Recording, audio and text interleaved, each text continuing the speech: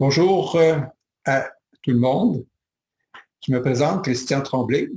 Je suis de l'organisation Le Réseau Tara au Québec. Il me fait plaisir de vous souhaiter la bienvenue. Bienvenue pour ces 12 rencontres que nous aurons, en espérant que vous serez des nôtres pendant toute cette période, c'est-à-dire à chaque dimanche jusqu'à la fin novembre. Alors, dimanche à 11 heures pour les gens du Québec et 17 heures pour vous de France ou d'ailleurs dans les pays francophones. Nous voulons traiter de plusieurs sujets du jour. C'est ce qu'on appelle une démarche, un lieu d'échange, un lieu de rencontre, un lieu de réflexion. Plusieurs d'entre vous connaissent déjà plusieurs informations dont on va parler. Nous voulons être accessibles à tous en tentant d'utiliser le moins possible un langage ésotérique, mais un langage que nous souhaitons être de nature quand même spirituelle dans une interaction. Ainsi, interaction veut dire que vous pouvez nous rejoindre par d'autres moyens que l'émission en question. Il n'y a pas lieu de récupérer ces émissions-là. On vous donnera les informations à la fin. Mais aussi en nous posant des questions à ce qui sera possible aujourd'hui, maintenant, par écrit, et on prendra une pause à la fin de notre rencontre afin de regarder le tout et vous revenir pour répondre aux questions. Nous serons ensemble donc environ 45 minutes et par la suite, selon les questions, on pourra prolonger le temps qu'il faudra. Alors, le thème de notre rencontre, l'humanité à la croisée de chemin, partager ou disparaître, se veut effectivement dans une démarche d'urgence. Et il faut comprendre, puis vous l'avez sans doute compris, que nous sommes effectivement dans un état d'urgence. C'est-à-dire qu'il y a des choix importants. Pour être en mesure de bien les faire, on devrait connaître le contexte et avoir espoir. Donc, le sous-titre le confirme, l'avenir de l'humanité est radieux. Oui, parce que nous agirons, nous ferons les bons choix et nous pourrons effectivement renaître carrément avec une nouvelle civilisation basée sur les partages, qui sont des valeurs propres à l'ère du Verseau. Nous y reviendrons plus en détail à la prochaine émission. Alors aujourd'hui, on veut établir le contexte. Dans quel contexte sommes-nous aujourd'hui? Et effectivement, comprendre que malgré les apparences, il y a plusieurs situations qui sont très favorables, très positives, et qu'il faut enrichir pour qu'on puisse être certain que l'avenir de l'humanité sera radieux.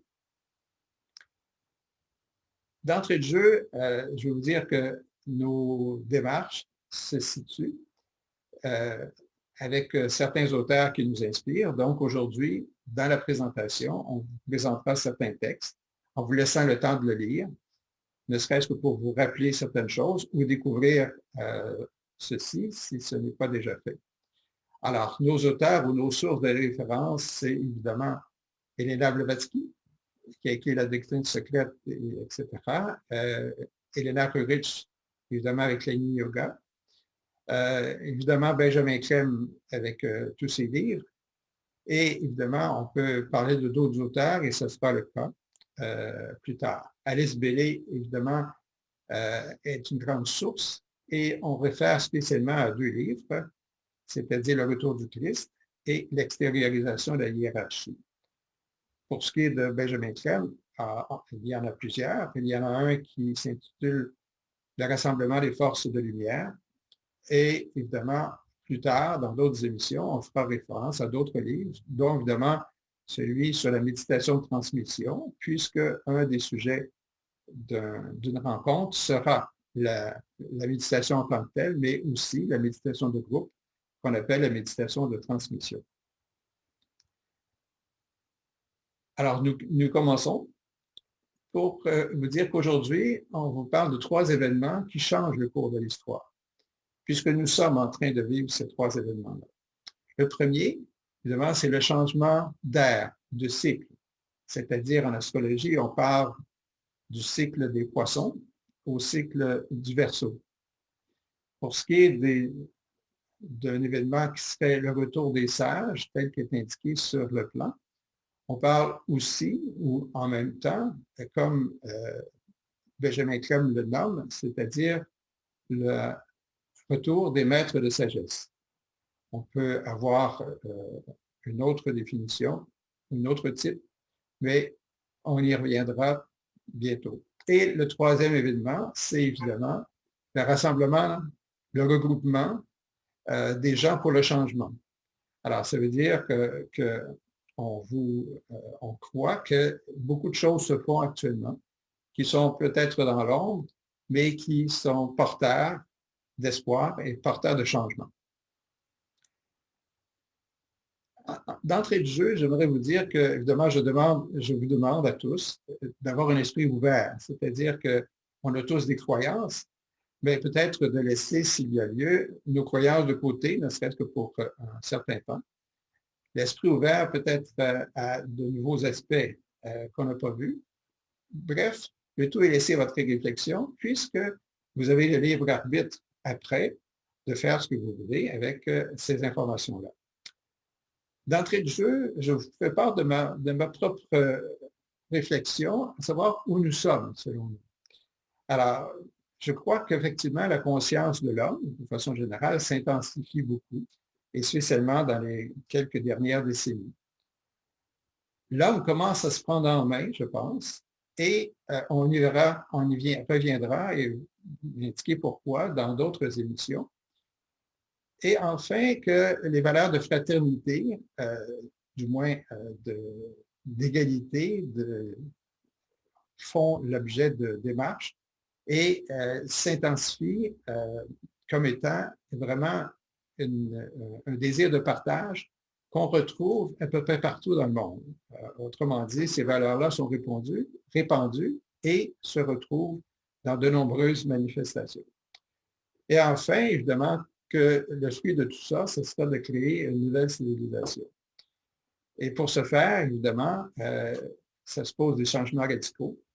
Et ces changements-là, je crois que nous n'aurons pas le choix de le faire en prenant simplement pour acquis le travail qui doit être fait au niveau des changements climatiques. Est-ce que mes hypothèses ou mes changements seront véridiques? On le verra. Alors, ce sera à vous également de l'évaluer de la même façon. Donc, on parle d'évolution spirituelle parce qu'actuellement, effectivement, nous sommes dans une période de crise spirituelle. C'est vraiment comme ça qu'on devrait reconnaître la situation. Et ceci à tous les niveaux. C'est-à-dire que ce n'est pas seulement au niveau des religions, évidemment, mais c'est à tous les niveaux de notre vie quotidienne, c'est-à-dire au niveau politique, au niveau économique, au niveau social, et évidemment, le contexte global de ça, c'est spiritualité. Pourquoi spiritualité? Parce que la spiritualité, c'est simple. C'est une démarche d'évolution. Alors, toute démarche d'évolution, par définition, quelle que soit la matière sous-jacente, c'est une démarche spirituelle. Alors, nous sommes donc tous, dans nos vies courantes, dans une démarche d'évolution. Donc, la spiritualité est l'œuvre de tout le monde et c'est à chacun de le développer. Et ce qu'on verra aussi, c'est que dans le changement de l'ère du Verseau, cette démarche-là ne devient plus qu'individuelle, mais est collective. Alors, commençons par le premier sujet. Nous changeons pour l'ère du Verseau. Alors, il y a un premier texte qui vous est présenté, que je vous laisse le temps de lire, afin de voir effectivement, avoir une idée de ce que ça veut dire.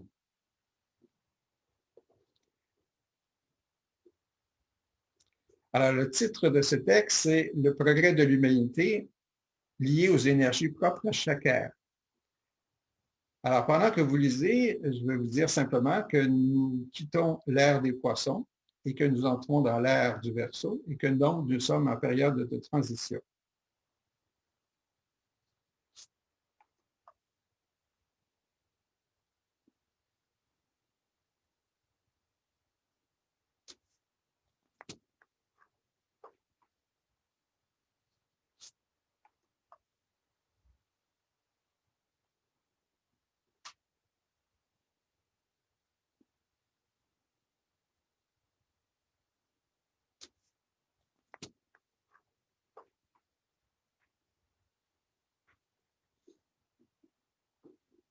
Alors voilà.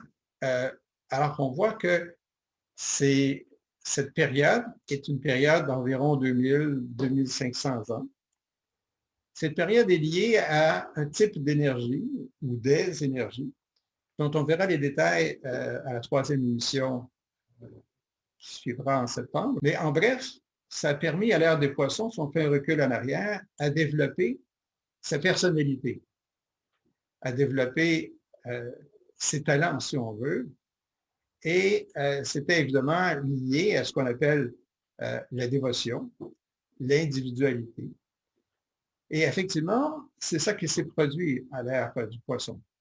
On voit évidemment de grands auteurs, de grands peintres, de grands musiciens, de grands philosophes, etc., qui ont effectivement porté cet espoir de développer la personnalité à un paroxysme, on peut dire ça, dans le sens que certains ont atteint des niveaux importants, montrant que l'homme peut atteindre ceci, et ce n'est pas propre seulement à certains individus. Alors, l'ère du poisson, c'était la dévotion aussi. C'était également ce qu'on appelle l'espoir ou l'aspiration d'aller toujours vers un développement plus grand. Donc, c'était une démarche individuelle. C'est, on peut dire, le portrait global de l'ère des poissons.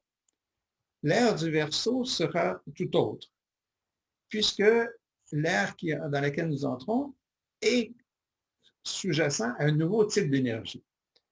Alors, dans la période de transition où nous sommes, évidemment, il y a un passage. On doit laisser tomber les énergies de l'ère du poisson, ne pas évidemment tout balayer, mais se rendre compte que notre fonctionnement sera différent. Alors, ainsi, on peut voir que l'ère du Verseau sera un ère basé sur la synthèse, l'universalité, la globalité, et également, évidemment, l'ère qui aura pour effet d'arriver à développer notre conscience de groupe, notre unité. Alors, je vous montre tout de suite une deuxième affiche concernant les caractéristiques de l'ère du Verseau. Je vous laisse le temps de le lire à nouveau.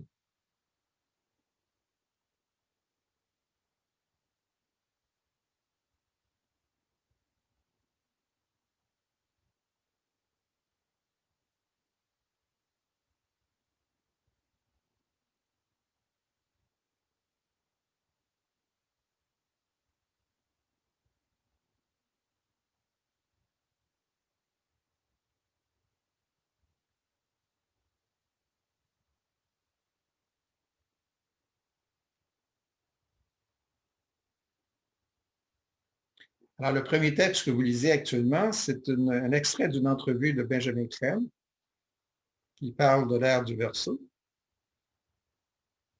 Et par la suite, c'est une synthèse que je vous présente en regard de ce que j'ai pu lire, évidemment, soit dans les œuvres de Benjamin Crème, ou soit dans celles d'Alice Bailey dont j'ai parlé au début.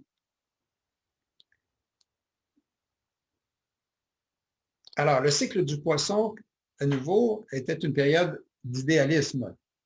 Certains diront pour idéalisme abstrait.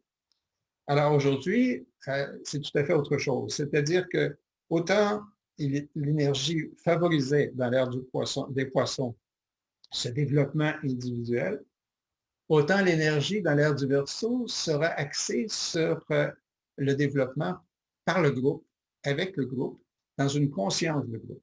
Évidemment, ça ne veut pas dire de toujours être en groupe, mais c'est-à-dire que ce qu'on a développé de nos personnalités en l'ère des poissons doit être rendu maintenant au service de tous les autres. Alors, dans cette conscience de groupe, on comprend qu'on reconnaît que nous sommes tous interdépendants, que nous sommes liés les uns les autres et que, par définition, nous faisons partie d'une humanité. Donc, l'humanité est une. Et ce sera la prochaine approche de notre démarche que de reconnaître ça et, évidemment, d'agir en conséquence. Alors, à tous les niveaux, que ce soit social, politique, économique, et également, ça aura pour effet de rapprocher les religions, puisque chaque religion a sa vérité, mais et c'est des vérités qui se retrouvent évidemment dans chacune des religions, dans cette unité. Donc, ce sera un ère de fusion, un ère de synthèse, un ère de partage. Donc, on atteindra ce qu'on appelle l'équilibre entre tous ces aspects. Alors, autant l'homme a commencé à penser, si vous voulez, plus sérieusement dans l'ère des poissons, autant ce développement déjà acquis sera complété. C'est-à-dire que les pensées, les concepts qu'on a tous, on verra qu'on pourra mieux les comprendre, avoir une connaissance accrue et également, évidemment, d'arriver à voir qu'elles se complètent et on arrivera par ce travail de la pensée et de l'émotion à arriver à des synthèses. Donc, par cette synthèse-là, on pourra passer à une autre étape et ce sera la base de ce que je mentionnais tout à l'heure, de créer une nouvelle civilisation. Évidemment, ça se pose aussi pour le vivre, autant individuel que collectif, d'établir de véritables relations entre les gens. Donc, ce qu'on appelle des relations justes. Si nous avons des relations justes, évidemment, nous créons la justice. Si nous créons la justice, entre autres par le partage, évidemment, ce sera un facteur de paix. Donc, nous arriverons à ce changement. D'ailleurs, dans la prochaine émission, on reviendra sur les valeurs propres à l'ère du Verseau, ce qu'on appelle les valeurs créatrices de l'ère du Verseau, pour dire comment ça va s'actualiser. Pour le moment, on établit un contexte comme je vous le mentionne. Alors, nous pouvons passer maintenant à un autre texte qui vous exprime davantage ce que je veux dire par l'ère du Verseau.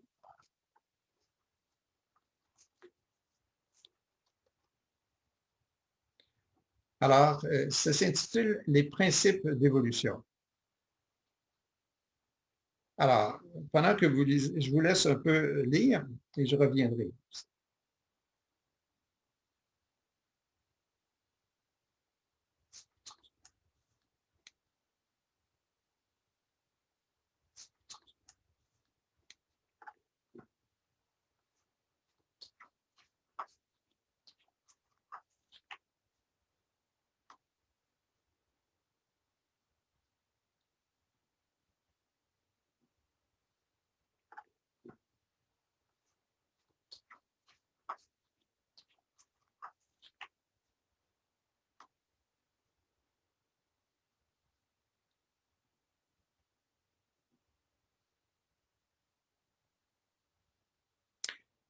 Alors, nous revenons.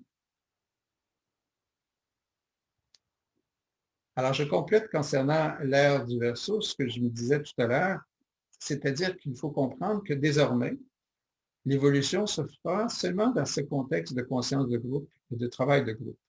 Autrement dit, celui qui voudra développer seul et faire de cela, de ce moyen, son évolution, sera un peu mis de côté et ne recevra pas l'énergie qu'il aurait reçue pendant l'ère des poissons.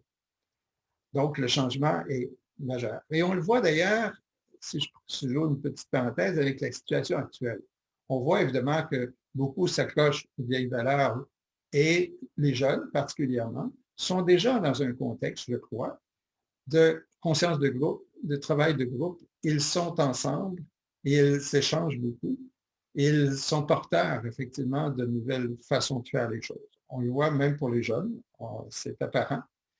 Et on comprend que ceci crée évidemment, si on veut, dans cette transition-là de passage d'un ère à l'autre, ça fait cette polarisation qui existe maintenant et qui est donc liée au changement d'air et au changement d'énergie. Alors, ce que vous venez de lire, les principes de l'évolution, c'est des vérités que Alice Bailey indique les vérités fondamentales. Aussi, ce que Benjamin Crème appelle les enseignements de la sagesse éternelle. Alors, vous retrouvez ça dans le volume, pour ce qui est d'Alice Bailey, l'extériorisation de la hiérarchie. Et en regard de Benjamin Crème, c'est soit des entrevues, mais il y a aussi un petit livre qui s'appelle Les enseignements de la sagesse éternelle. Alors, ces principes-là, on les retrouve là. La première vérité fondamentale qui a été indiquée tout à l'heure dans le texte, c'est la loi de compassion. La loi de compassion qui est la base même de ce que nous sommes, de notre unité, de notre conscience et de notre, si on veut, de notre démarche. Alice Bailey, je vais vous citer, le cite comme suit dans son passage. Alors, je vous permets la lecture. Elle dit, pour ce qui est, elle appelle ça une loi, la loi de compassion, qui est la première loi, selon elle, c'est la vérité des justes relations, de la compréhension aimante, de l'amour exprimé de façon active. C'est le fondement de la fraternité, l'expression de l'unité intérieure. Voilà, fin de la citation. Cette loi-là, je l'appelle évidemment la loi d'évolution ou la loi de la spiritualité. C'est mon appellation. Et ça s'applique à tous, autant tous les individus sur Terre comme des gens, ce qu'on appelle les sages ou les maîtres, qui sont dans la même démarche aussi. C'est eux, d'ailleurs, qui apportent, ces sages-là dont on va parler, le prochain passage. En plus de la loi de compassion, évidemment, on parle de la continuité de la révélation. C'en est une autre. Alors, qu'est-ce que ça veut dire? Donc, au cours de l'histoire, des sages ou des maîtres sont venus et ont laissé leurs traces. Il y en a plusieurs. Et à chaque fois, ça a permis une connaissance accrue, une conscience plus grande dans une démarche toujours spirituelle. Et ça a permis effectivement que ces nouvelles valeurs-là créaient. Alors, je vais résumer en bref ce que je vous ai dit depuis la dernière minute. Alors, je vous parlais avant qu'on quitte l'image des principes liés à l'évolution. Alors, je vous ai fait lire un texte qui a pour titre Les principes liés à l'évolution. Je parlais de la loi de compassion.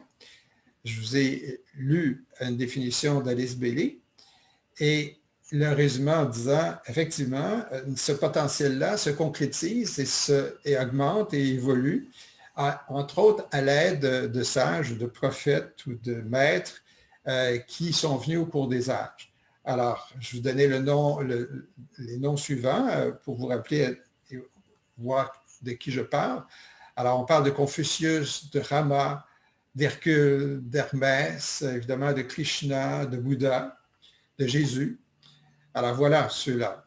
Alors, maintenant, nous sommes, et c'est le deuxième sujet de notre rencontre aujourd'hui, dans le contexte où, effectivement, à nouveau, ces maîtres reviennent, ou un maître en particulier revient, pour nous apporter à nouveau un éclairage nouveau et continuer la révélation. Donc, compléter les vérités dont on parle, les enseignements dont on parle, pour y ajouter, compte tenu que l'humanité évolue et est capable de bien enregistrer et profiter de ces nouveaux enseignements.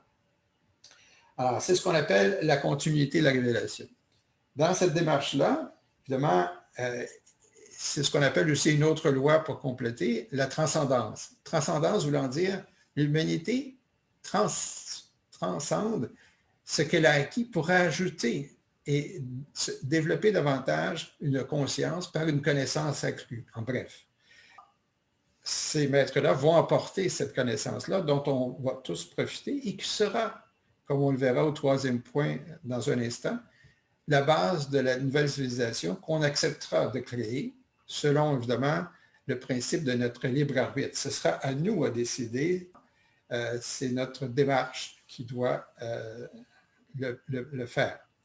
Alors, je vous montre un autre texte référant aux deux personnes dont je vous parle, c'est-à-dire l'annonce de Gautama Bouddha. Alors, je vous rappelle évidemment que Gautama a vécu 600 ans avant Jésus-Christ. Le bouddhisme en est né et Gautama a évidemment montré que l'homme pouvait arriver à l'illumination, c'est-à-dire entre autres par la méditation. et que donc il pouvait, dans une démarche, transcender, ce que j'appelle transcender, l'aspect physique, l'aspect émotif, l'aspect mental et développer sa spiritualité au point d'arriver à être ce qu'on appelle actualiser son potentiel divin. C'est le terme utilisé. Alors, le texte que vous avez sous les yeux maintenant indique que Gautama Bouddha, comme on l'appelle maintenant, avait prédit l'arrivée d'un autre sage, d'un autre maître, qu'il nomme Maitreya. Il dit qu'il viendrait un jour, évidemment sans préciser la date, et ce que nous disons maintenant, c'est que Maitreya est ici, parmi nous. Alors, Gautama a mentionné qui était Maitreya, le titre qu'il avait, et on peut penser que par la façon dont il l'a présenté comme étant le maître, ou peut-être que moi je l'indique comme étant le maître des maîtres, c'est-à-dire celui qui occupe une place privilégiée. Effectivement, si je fais encore une parenthèse, Maitreya, il est le maître des maîtres, dans le sens que les maîtres sont des gens qui ont atteint un niveau élevé d'évolution, au point qu'ils sont devenus parfaits, et en étant parfaits, ils n'ont plus à se réincarner. Ils peuvent continuer à vivre physiquement parmi nous, mais ils sont dans un contexte particulier où, évidemment, le temps n'existe plus pour eux. Alors, ces gens-là continuent toujours, et c'est leur rôle, puisqu'ils ont décidé de rester avec nous, d'inspirer l'humanité. Mais cette fois, ils le feront, et ce sera la tâche de Maitreya, ils le feront de façon visible, c'est-à-dire en se faisant connaître et en enseignant et en guidant l'humanité, dans la mesure où l'humanité acceptera évidemment d'être guidée. Alors déjà, Gautama Bouddha le mentionnait, mais aussi Alice Bailey, dans son livre Le Retour du Christ, mentionnait effectivement que Maitreya, elle le nommait, allait être présent parmi nous à la fin du siècle, au début du 21e siècle, donc la période dans laquelle nous sommes. Benjamin Crème reprend cette information-là en disant que ce qu'Alice Bailey avait prédit se réalise. Alice Bailey avait prédit qu'on commencerait à parler des maîtres et à leur retour en 1975. Et c'est à cette période-là que Benjamin Crème a commencé à actualiser cette information-là en disant les maîtres étaient présents et qu'ils se présenteraient à l'humanité, et en particulier, en premier, celui qui est à la tête de ce groupe-là, qu'on appelle une hiérarchie, dont le nom est Maitreya. Alors, Maitreya, il est connu un peu partout, et particulièrement en Asie ou en Orient. On retrouve, à titre d'exemple, de nombreuses œuvres où on retrouve des statues de Maitreya. Et donc, il s'est déjà fait connaître un peu partout, mais moins en Occident. Alors, c'est pour ça que Benjamin Crème avait pour tâche de présenter ces personnes, dont Maitreya, et de dire qui ils sont. C'est donc, entre autres, de Alice Bailey de Benjamin Crème que l'on tire l'information que nous avons présentement. Déjà, Bouddha était un maître qui travaillait en collaboration avec Maitreya, parce que ces gens-là sont maîtres depuis très longtemps. Alors, et comme ils connaissent l'avenir, ou du moins une partie sans doute, Gautama Bouddha était en mesure, évidemment, de prédire le retour de Maitreya. Parce que cela fait partie du travail de ces gens d'aider l'humanité. Ils le font, en général, ils le font dans l'histoire de bien des façons, en inspirant l'humanité simplement par les pensées qu'ils envoient et que ceux qui sont ouverts captent et saisissent et profitent. Ils l'ont fait aussi par leur retour, comme je l'ai mentionné, en enseignant. Et évidemment, ils le feront maintenant de façon encore plus, on peut dire, intense, en revenant vivre avec nous pendant une période importante, c'est-à-dire pendant tout l'ère du Verseau. Maitreya et les autres maîtres qui se présenteront à l'humanité très prochainement, seront avec nous pendant tout l'ère du Verseau, c'est-à-dire une période d'environ 2300 ans. Alors, ils seront avec nous tous les jours. Donc, ils pourront être en mesure de guider de façon permanente l'humanité qui acceptera de travailler avec eux. J'en dis pas plus, on reviendra sur ce sujet à la prochaine émission. Passons maintenant au troisième point, qu'on appelle le regroupement ou la voix des peuples qui se fait connaître. Je vous présente le texte. La voix des peuples monte en puissance. Alors, je vous laisse lire un instant.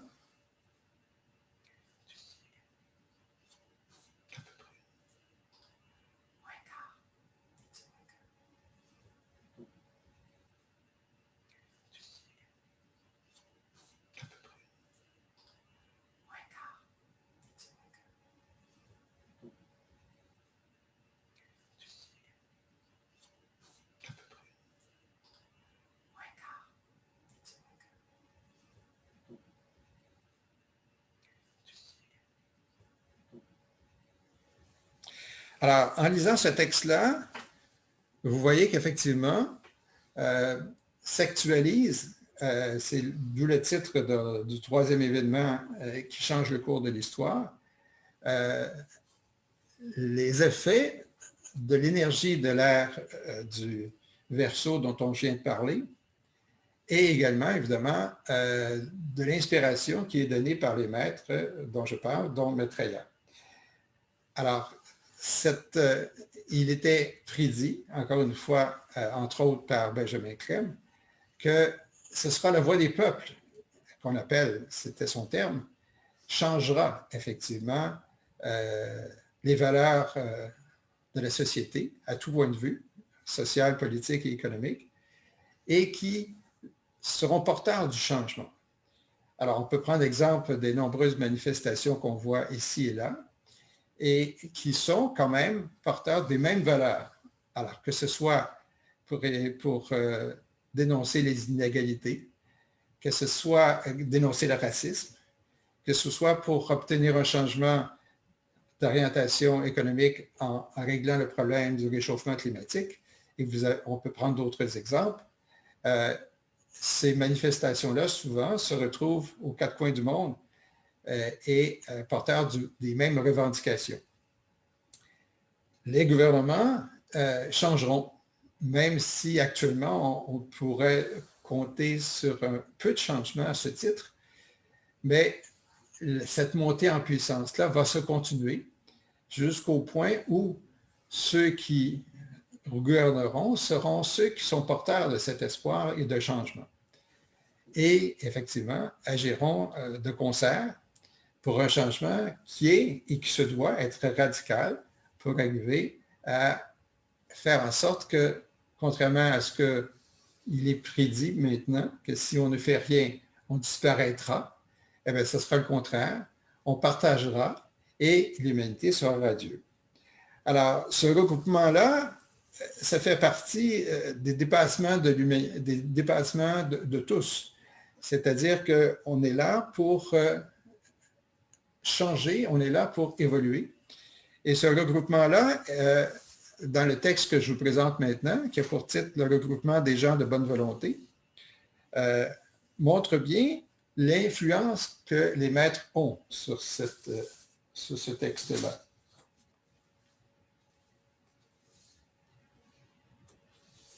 Alors, en bref, ce que l'on veut dire, c'est qu'effectivement, les maîtres sont présents, même s'ils ne se sont pas encore déclarés ouvertement. Ils sont présents et ils influencent ou ils inspirent des gens qui ne sont pas conscients d'où viennent leur inspiration, mais aussi il y a des gens moins nombreux qui les connaissent et qui sont directement, si vous voulez, en relation avec ces gens-là et qui préparent cette nouvelle civilisation-là dans tous les domaines. Alors, que ce soit dans le domaine de la recherche scientifique, jusqu'aux principes, jusqu'à ceux qui sont dans le domaine social et en particulier dans le domaine économique et politique, ces gens-là sont partout. Alors, donc, au moment opportun, ce qu'ils ont à proposer sera de façon plus précise démontré, ce qui amènera une adhésion, une clarification des objectifs véhiculés par ce qu'on appelle la voix des peuples, dont je vous ai parlé il y a un instant, et qui, effectivement, seront dans le cadre de ce troisième événement regroupé qui est aujourd'hui actuel. Et pour finir, concernant les textes, je vous en montre un dernier qui a pour titre également le regroupement, ce qu'on appelle les regroupements des gens de bonne volonté, qui fait en sorte que c'est une démarche qui est forcément une démarche qui est irrésistible. Autrement dit, nous sommes dans une démarche qui ne s'arrêtera pas jusqu'au changement requis. Alors, je vous laisse lire quelques instants ce texte.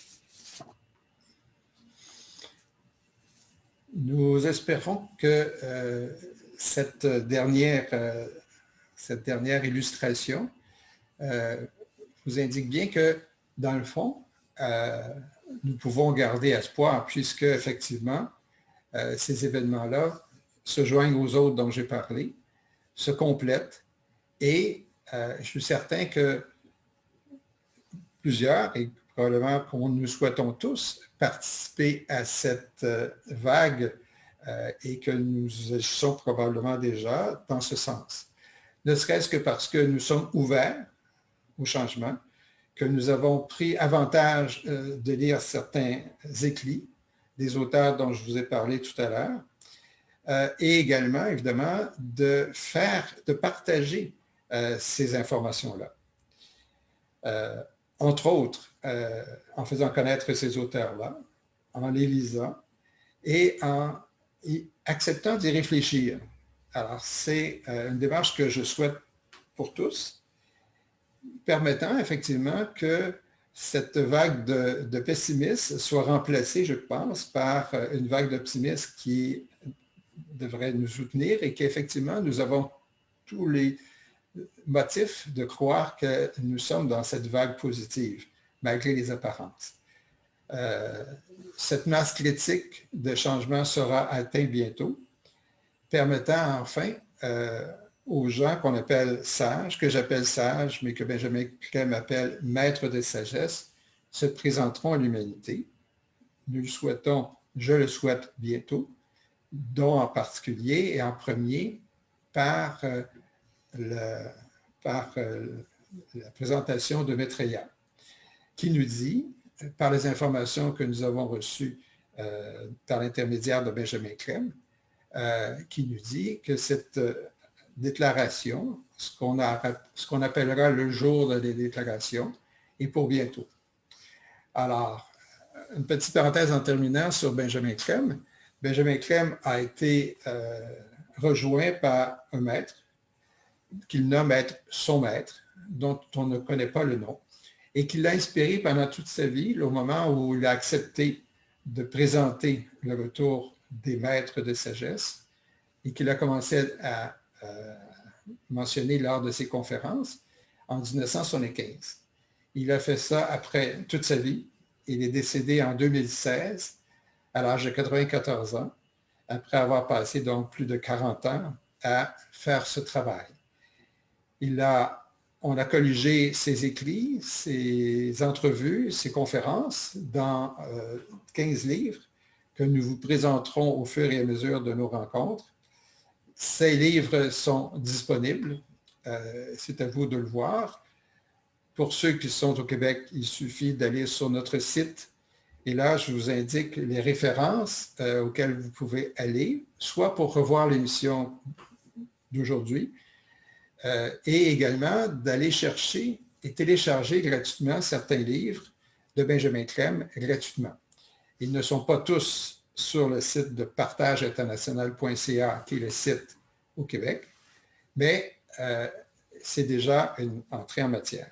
Alors, vous pourrez également retrouver notre émission sur les sites dont on va vous montrer la liste bientôt, que ce soit donc les sites de partageinternational.ca au Québec, que ce soit sur nos sites de Facebook.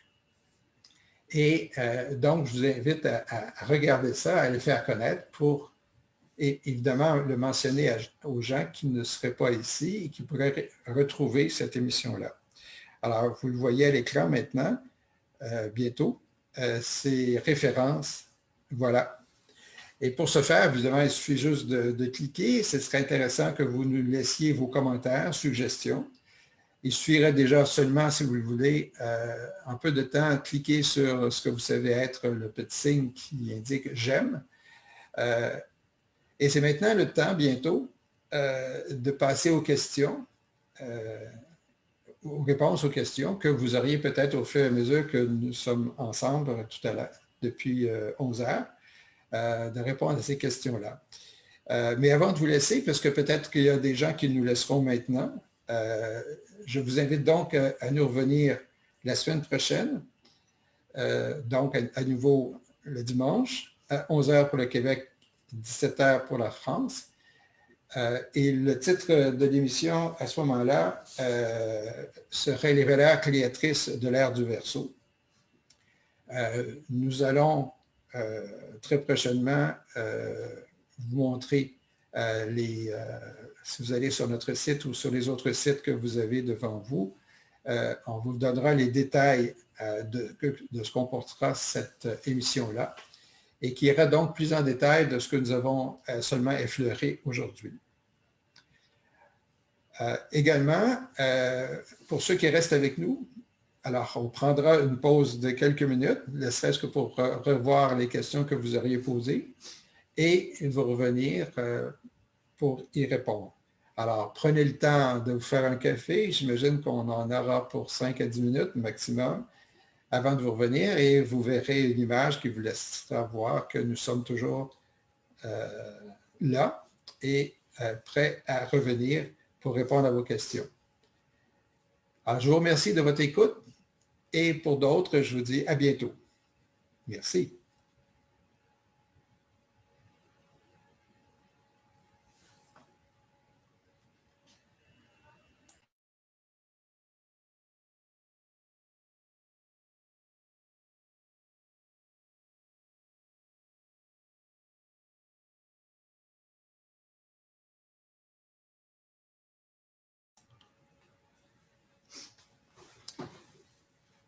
Alors voilà, on est de retour.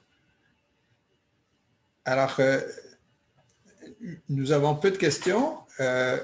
Une des questions, c'est la personne demande que je remette le premier texte que j'ai parlé, que j'ai cité aujourd'hui au début de notre rencontre. Alors, vous l'avez sous les yeux maintenant. Ce texte s'intitule « Le progrès de l'humanité lié aux énergies ». Alors, c'était au niveau des cycles ou des ères. Alors, je parlais que nous sommes en transition entre l'ère des poissons et l'ère du Verseau. Alors, qu'est-ce qui se passe dans ces moments-là et quels sont les effets de ce changement d'ère? Alors, on fait référence, évidemment, et j'en profite pour rajouter un peu d'informations, au type d'énergie. Alors, la troisième émission, donc dans 2 semaines, sera entre autres sur les différents types d'énergie. Alors, il y a 7 types d'énergie, bien expliqués dans plusieurs livres d'Alice Bailey, qui parlent de ces énergies-là. Et alors, ces énergies-là s'appliquent autant aux individus, à l'un ou l'autre des différents corps dont on parlera également à cette émission-là. Mais en bref, nous avons un corps physique, évidemment, mais nous avons aussi un corps émotif ou astral, un corps mental, une personnalité, puis évidemment l'âme.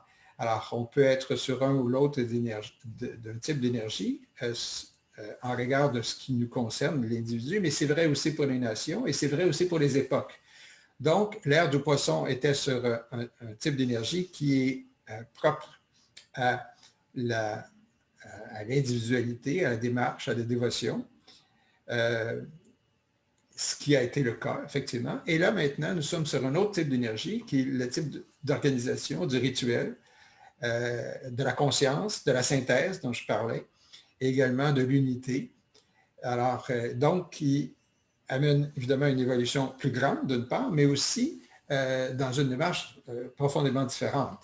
Nous sommes maintenant dans une conscience d'unité, dans une transcendance. Et cette démarche-là, évidemment, est très favorable et permettra effectivement ce que j'ai appelé être l'avenir radieux de l'humanité et la création, donc, par le fait même, d'une nouvelle civilisation basée sur le partage, sur, évidemment, l'unité, sur la confiance, sur la justice, la fraternité, évidemment, donc, la paix. Alors, voilà pour le premier texte. Une autre question concerne ce que font les sages maintenant, ou les maîtres de sagesse, selon Benjamin Clem. Ils agissent de bien des façons. Ils agissent tous les jours, et ça depuis des millénaires, selon évidemment quand est arrivé maître un individu ou un autre. Mais si on parle de Maitreya, c'est très loin ce qu'il fait. Alors, il est à la tête du groupe des maîtres, donc il lui donne le titre de Christ puisqu'il a comme fonction de répandre l'énergie christique. Le Christ étant une fonction et non pas une personne. Alors, Maitreya occupe cette fonction-là maintenant, donc il a le titre de Christ. Donc, Maitreya est le Christ aujourd'hui. Il l'était il y a 2000 ans, il l'est encore, il le sera encore pendant toute la période de l'ère du Verseau.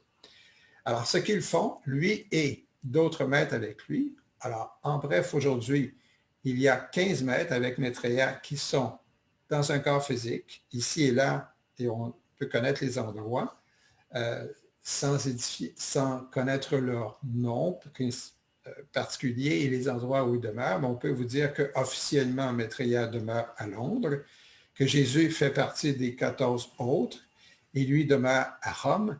Mais évidemment, les maîtres peuvent aller n'importe où.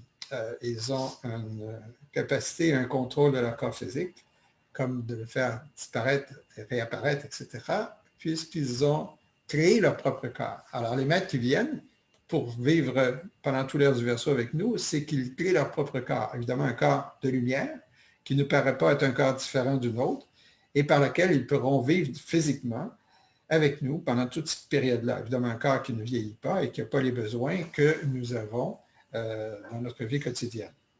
Alors, qu'est-ce qu'ils font? C'est qu'ils inspirent l'humanité. Donc, certains travaillent avec des individus en particulier avec qui ils ont établi un contact et qui se font connaître. D'autres inspirent de façon générale l'humanité par ce qu'on appelle les formes pensées, faisant en sorte qu'ils sont de plus en plus présents et leur inspiration concerne vraiment ce qui doit être fait maintenant. Alors, un chercheur scientifique qui doit trouver quelque chose qui aiderait l'humanité va recevoir l'inspiration pour sa recherche. Un autre qui est dans le domaine économique va trouver une nouvelle façon de d'appliquer les principes économiques pour le bien-être de tous, dont par exemple le partage des richesses de tous, qui sera le propre de l'ère du Verseau, le partage des richesses naturelles qui appartiennent à tous et qui profiteront à tous. Un autre sera dans un domaine politique et qui, évidemment, fera en sorte de partager les ressources pour le plus grand bien de tous, dans un esprit de ce qu'on appelle le bien commun. Alors, etc. Alors, ces maîtres-là sont très actifs. et ils peuvent être invoqués, c'est-à-dire qu'on peut leur demander de l'aide. Comme Maitreya nous dit, si vous avez besoin, demandez-moi de l'aide, elle vous sera accordée. Alors évidemment, une aide en regard de cette démarche-là, effectivement, mais une démarche qui peut être aussi tout à fait individuelle aussi. Maitreya est autant au courant de ce que nous sommes et de nos capacités et évidemment aussi de la démarche collective, puisque une fois qu'il sera présenté à l'humanité, il enseignera, mais il enseignera de façon très pratique sur tous les sujets qui sont propres au développement de l'humanité et de tous, faisant en sorte que chacun aura son rôle et chacun sera respecté dans le rôle à apporter à l'humanité. Et c'est comme ça qu'effectivement, avec le concours de tous, on comprendra que nous sommes un, mais que nous avons tous un rôle à jouer et que cette démarche-là sera tellement accélérée par rapport à ce qu'on connaît maintenant qu'on pourra dire, comme Maitreya nous le dit, qu'il n'y aura pas une journée pareille, ce sera toujours nouveau, il y aura toujours du nouveau, on progressera presque quotidiennement. Alors, parce qu'effectivement, il y aura un partage et ce partage-là sera accessible à tous. Alors, voilà ce qu'ils font. On y reviendra aussi. Parmi les autres questions, c'est un peu ce que je viens, ça touche un domaine ou un autre de ce que je viens de mentionner. Et ça clôt donc notre période de questions. Alors, mais vous pouvez continuer à nous écrire sur les sites qu'on vous a montrés tout à l'heure et on pourra répondre aussi à vos questions par courriel ou simplement en répondant directement sur notre site et vous pourrez en allant voir de temps à autre si vous avez reçu la réponse aux questions que vous auriez posées. Alors, je crois que maintenant, ça clôt vraiment notre rencontre de ce jour. Il y a une question, Christian, oui. de Mme Pascal Chouette, oui. Qui dit « Je vous remercie du fond du cœur, bien reçu. Je suis Pascal, je suis à Brasilia. Je voudrais vous demander quelle est la démarche conscience pour participer avec les maîtres, pour recevoir au fur et à mesure les nouvelles énergies de l'ère du Verseau. Je vous remercie. » Bon.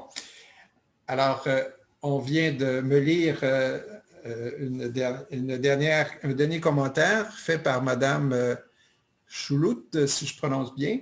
Alors, merci, Madame, de vos commentaires. Alors, vous souhaitez savoir vraiment comment vous relier dans cette nouvelle énergie. Je pense que c'est simplement par un esprit d'ouverture, c'est bien sûr, et aussi par la méditation et par l'invocation. Alors, on y reviendra à une autre émission sur la méditation qui est très importante parce que la méditation, c'est la façon d'entrer en contact avec son âme. C'est le seul but d'ailleurs. Évidemment, il peut y avoir une méditation sur une démarche de groupe, comme la méditation de transmission. Mais si on parle de méditation personnelle, le but, c'est d'être en contact avec son âme. Donc, l'âme, vous vous incarnez pour évoluer. Forcément, c'est le propre. Et évoluer par le service. Alors, il suffit par la méditation, encore mieux, de connaître quel est le service que vous pourriez rendre. Et c'est là que vous pourriez recevoir la réponse. Pas nécessairement uniquement au moment où vous êtes en méditation, mais si vous invoquez et vous faites cette demande-là, à un moment donné, par intuition, parce que l'âme parle par intuition, vous allez connaître la réponse. Et vous allez, qui ne sera peut-être pas actualisée de façon très précise, mais ça vous donnera des pistes de réflexion, vous permettant peut-être de changer les choses ou de mieux agir de ce que vous faites déjà. Alors, ce sera à vous de voir. Mais aussi, par la lecture. Alors, les livres dont je vous ai parlé, ils sont traduits dans nombreuses langues. Alors, je crois savoir que vous êtes au Brésil. Évidemment, vous parlez français, vous entendez, vous comprenez le français puisque vous êtes ici avec nous.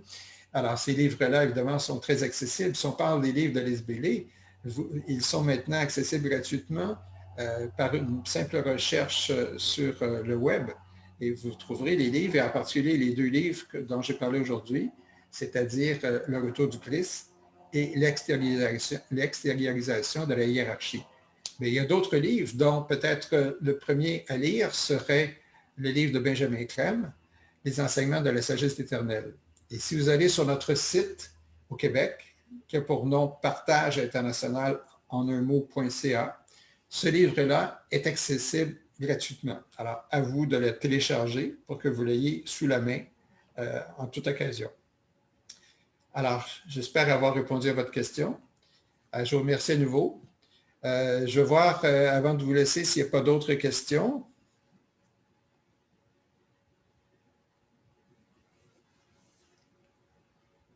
Alors, non, je crois que c'est tout. Alors, à nouveau, merci de votre présence. Au plaisir de se revoir dimanche prochain, le 13 septembre, à 13h, à 11h, dis-je, à 11h, pour ceux sur le fuseau horaire du Québec, et à 17h pour la France, et probablement la Belgique et la Suisse également. Alors, merci. À bientôt. Au revoir.